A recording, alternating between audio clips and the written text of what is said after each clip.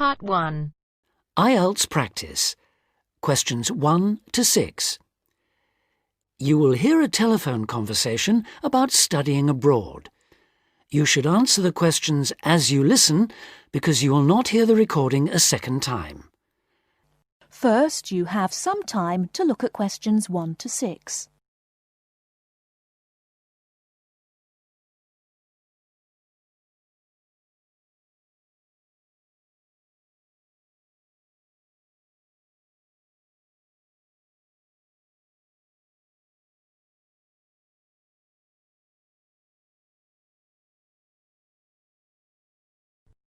Listen carefully and answer questions 1 to 6. Hello, Admissions Guidance. How can I help? Hello. I'd like some information about studying at your university. Can you help me? Yes, of course. What course are you interested in applying for? International business. I already have a first degree from a university in my country. Fine. So you'd want to do a master's level course? Yes, that's right. OK. We offer an MIB course. That's a 12-month full-time course. I can send you details of that course, or you can download a PDF file from our website. Could you put it in the post, please? I don't have access to the internet at the moment. Could you tell me what qualifications I need for that course? Yes, for the MIB, you need a first degree. The minimum qualification is a 2-1 or a first. Okay. And in English language, you need a score of 7 or above in IELTS. That's not a problem. I have a 9. That's fine. Could you tell me the course hours and the semester dates, please? Yes, there's a total of 10 hours of lectures, seminars and tutorials a week, and there's an extended stay abroad at the beginning of the second semester. That involves spending a month at the national head office of a multinational corporation. Okay. And the semester dates are... just a moment... OK, the first semester starts on the 27th of September and ends on the 22nd of January, and the second semester runs from the 7th of February to the 27th of May. Can you tell me a bit more about the actual course content? Well, I don't know much about the course personally. I'm an admissions officer, but I can read the course description for you if you like. If you need to know more about the academic side, you'll need to speak to the course tutor. Thanks. I'd be very grateful if you could tell me as much as possible now. I'll just read the main points. It involves the advanced study of international organisations, their management and their changing external context. Students develop their ability to apply knowledge and understanding of international business to complex issues, both systematically and creatively, to improve business practice. Thank you very much. You're welcome. Now, if you could give me your name and address, I'll have full details of postgraduate courses sent to you. Okay. My name is Javed Iqbal. Before you hear the rest of the conversation, you have some time to look at questions 7 to 10.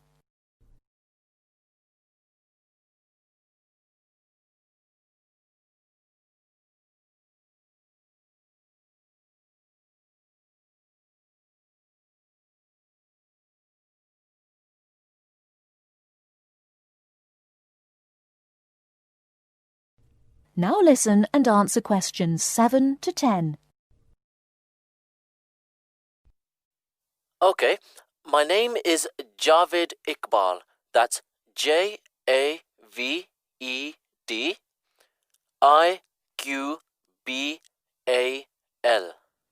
Thank you. And your home address, Mr. Iqbal? It's Aga Khan Road, Shalimar 5, Islamabad, Pakistan. Thank you. And could I ask you 1 or 2 more questions for our records? Yes, of course. What was your first degree in? I did economics. I got a first-class degree. And where did you study? At the university here in Islamabad. OK. Now, you said you had an IELTS level 9. Could I ask what your first language is? Actually, I'm bilingual in Urdu and English. Thank you very much. I'll put full details in the post today. Thank you. And thanks for all the information. Not at all, Mr. Iqbal. Thank you for calling. That is the end of part 1. You now have half a minute to check your answers.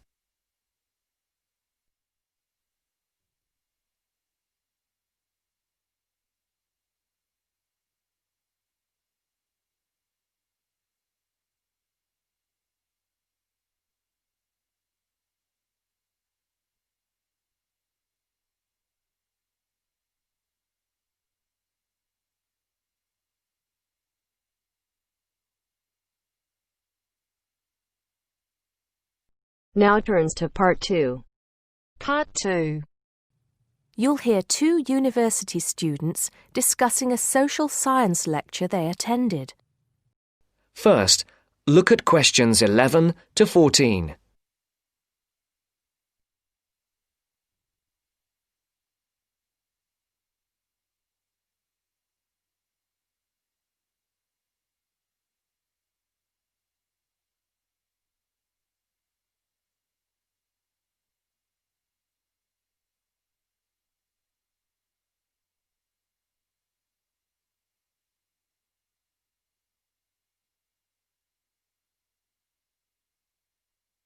Listen carefully. Did you go to the first social science lecture yesterday? Yeah. Didn't you see me there? No. I was trying so hard to understand the lecturer. What didn't you understand? A lot of it, really. For example, he said we needed to study history as part of the course, but I didn't get why. You probably missed it. He said early on that we need to learn from our past mistakes. Right. But he also said we need to put ourselves in the place of our ancestors. Why is that? I think the point is that it's not enough to know how they lived and what they did. We need to know what they thought. I see. And I've written transferable skills in my notes next, but I have no idea what that means. If you study social science, you learn skills that you can use in a job. Oh, right. Is that all? Okay, but why is that? The point he made was that in studying social science, you use a flexible and adaptable approach to learning. Before the broadcast continues, look at questions 15 to 20.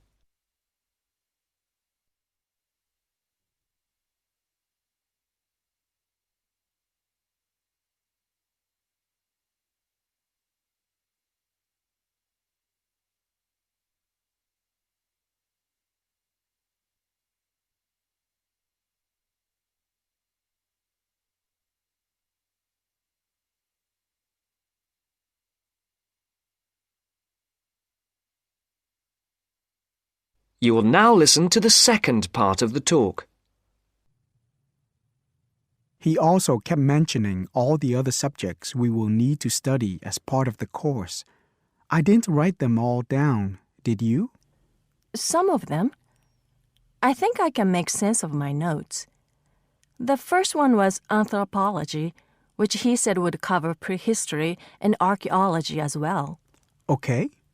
Then there's economics.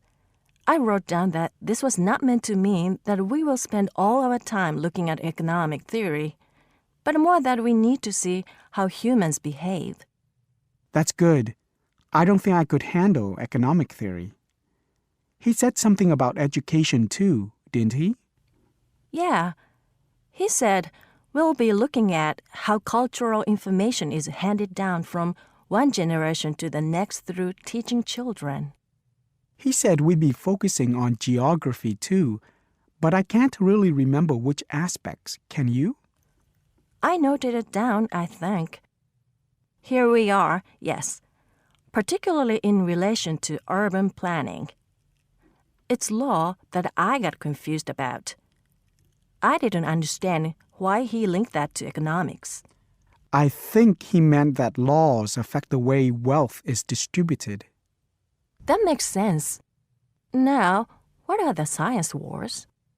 Okay, I did get that. The science wars are about how social science collects information. In sociology and social work, and in social science generally, they can only study patterns of behavior and observe. If you compare that to the way scientists work in physics or chemistry, it's very different because they use specific experiments that can be tested and which give concrete answers. Social studies is often accused of being unscientific. That's all. Okay. But it still looks like a good course, doesn't it?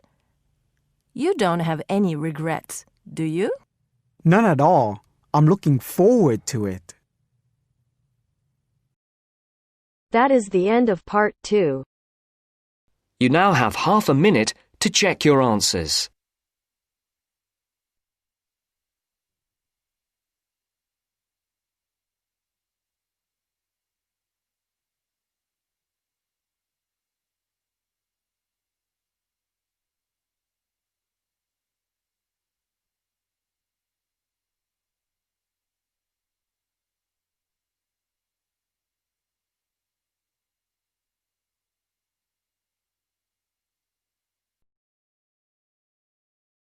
Now turns to part 3.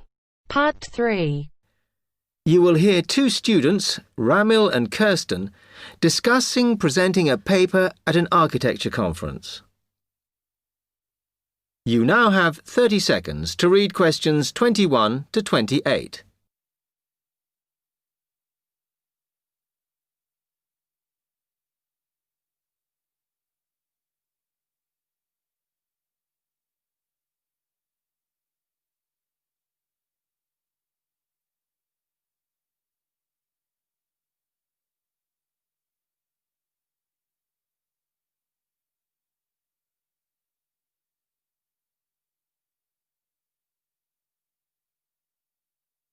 Hi, Kirsten.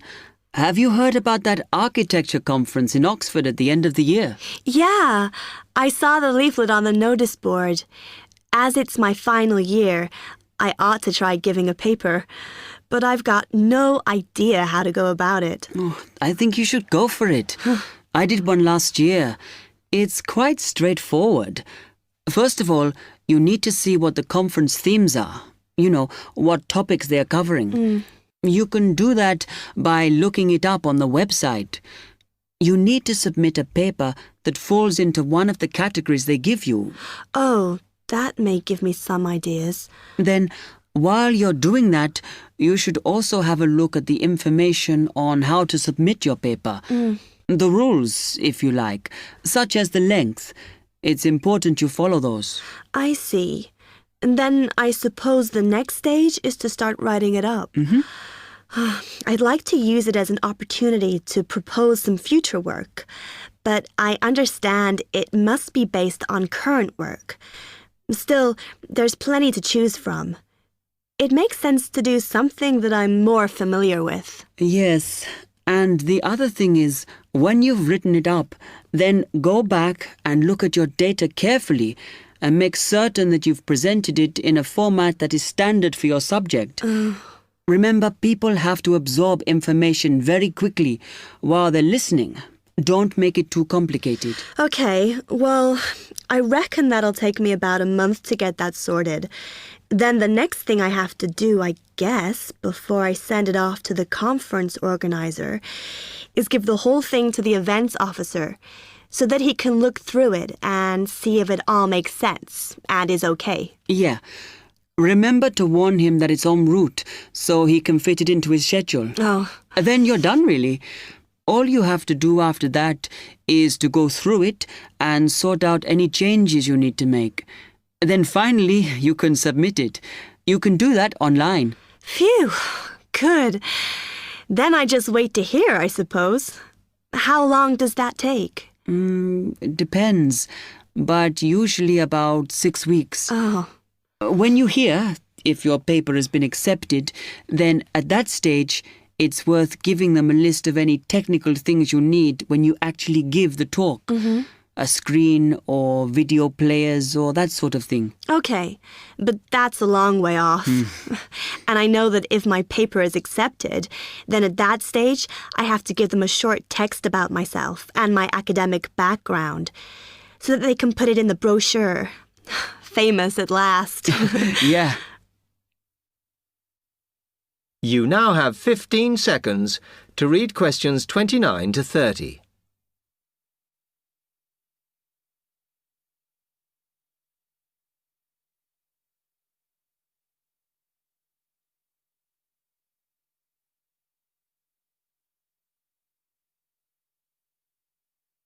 Right, well, I've got to get a couple of things sorted if I'm going to get this paper completed.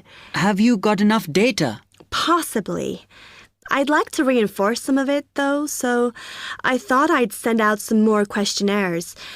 I was looking at that thesis that Angela wrote last year, and she said you need a sample of over 100 to be sure of your results. I think some of this year's postgraduates are doing some of the same stuff as you on buildings. Why don't you talk to them? I'll end up getting confused. It would be more useful for me to actually go out to that site by the rail bridge to see how they're building the new factory. Oh. I managed to get hold of Professor Barnett at London University, and he said I should go out and take pictures. I'm pretty busy, but I'll have to make time. Anyway, what about you? What are your plans?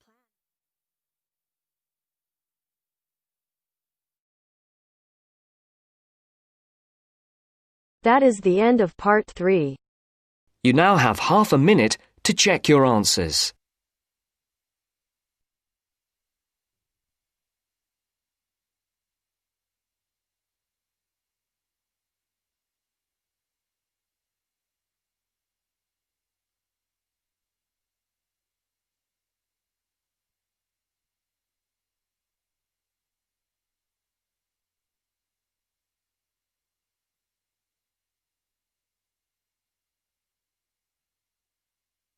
Now turns to part 4.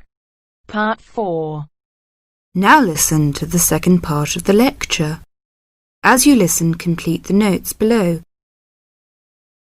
First, you have some time to look at questions 31 to 40.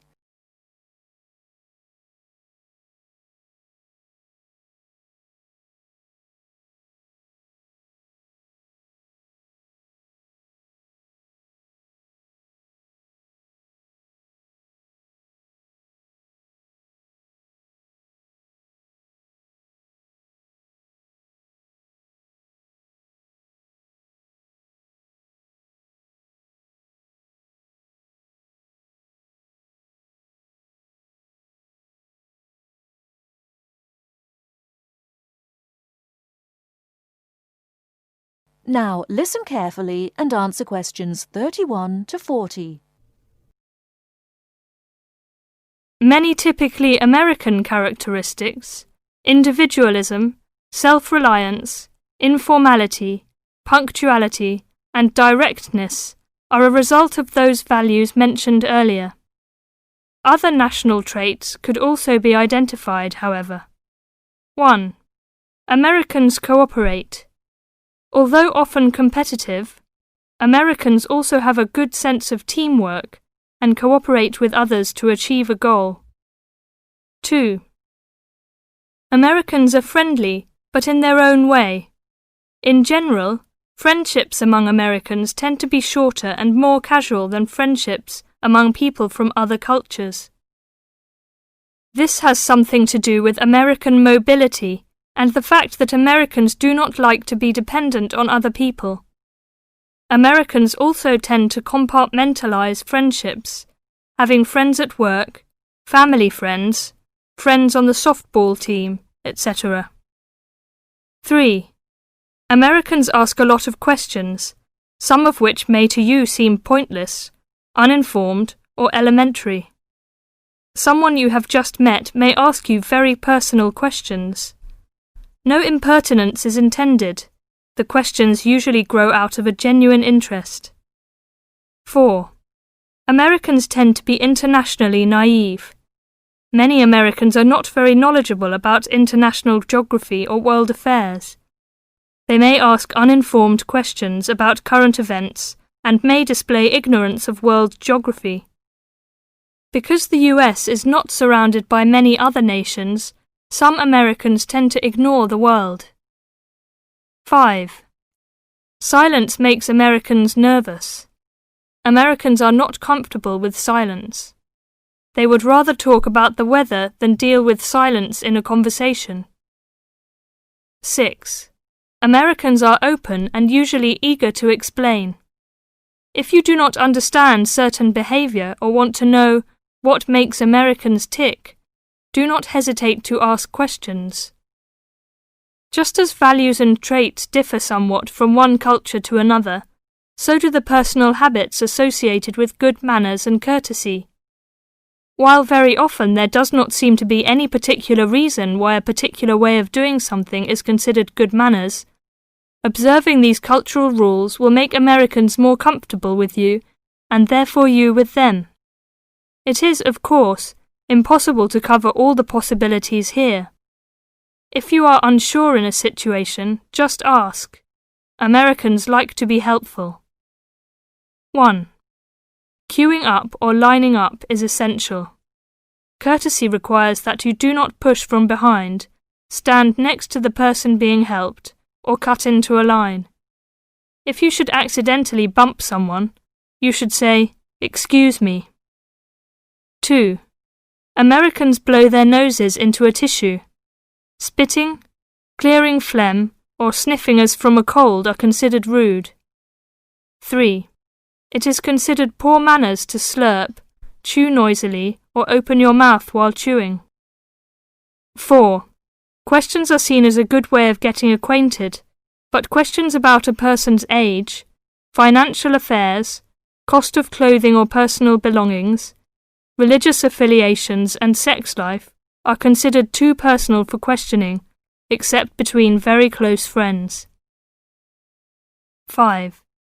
Men generally do not hold hands or link arms in public with other men. This is somewhat more acceptable between women and quite common between men and women. Now, a few words about personal safety. Unfortunately, in the US one must be aware of crimes. It is wise to be especially careful until you are familiar with the community in which you live. Remember that good judgment and common sense can significantly reduce chances of having an unpleasant and perhaps harmful experience. Basic safety rules include the following. 1. Do not walk alone at night. 2. When you leave your room, apartment, or automobile, make sure that all doors are locked and all windows are secured. 3. Do not carry too much cash or wear jewelry of great value. 4. Never accept a ride from a stranger. Do not hitchhike and do not pick up hitchhikers. 5. Be careful of purses and wallets, especially in crowded metropolitan areas, where there may be purse snatchers and pickpockets. 6. If a robber threatens you, at home or on the street, try not to resist unless you feel that your life is in danger and you must fight or run away. Give up your valuables as calmly as you can and observe as much as possible about the robber to tell the police when you report the crime. A final note. Keep an open mind. Don't judge what you see as right or wrong, but make it a challenge to try to understand the variety of American behaviors which you may observe. You certainly do not have to participate in something you disagree with, but you can try to understand it. This will help you build an attitude of intelligent and liberated respect for cultures, both your own and others. That is the end of part 4. You now have half a minute to check your answers.